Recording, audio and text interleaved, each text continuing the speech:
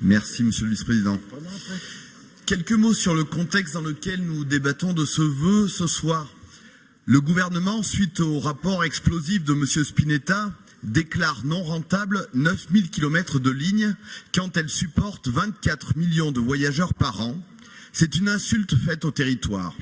Monsieur Spinetta, après avoir cassé Air France, entend finir le travail de la réforme ferroviaire et atomiser le rail, y compris dans notre région.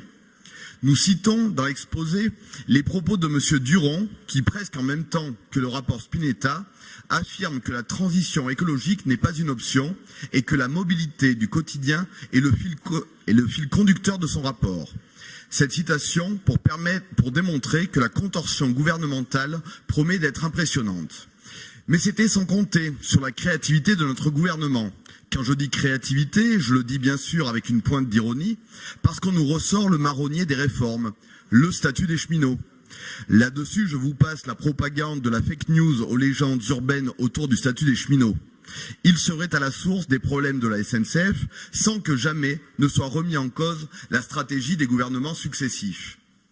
Affirmant qu'un service public ferroviaire ne peut pas être rentable en soi, il n'en est pas pour autant moins nécessaire. Et il est inconcevable de faire porter aux collectivités comme la nôtre la responsabilité du financement des infrastructures. Nous avons voulu ici déposer un vœu de bon sens, dont le gras est rédigé de manière à ce que chacun puisse se retrouver dedans. Nous voulons sauver nos petites lignes, mais plus encore, nous voulons maintenir un niveau de service suffisant, une offre permettant d'avantager le train par rapport à la route.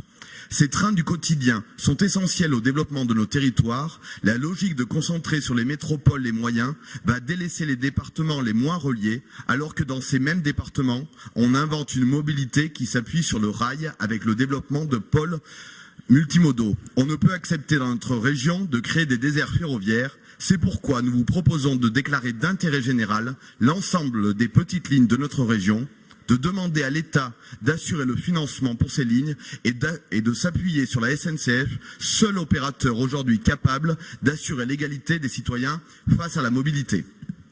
Très bien, Monsieur De Siès.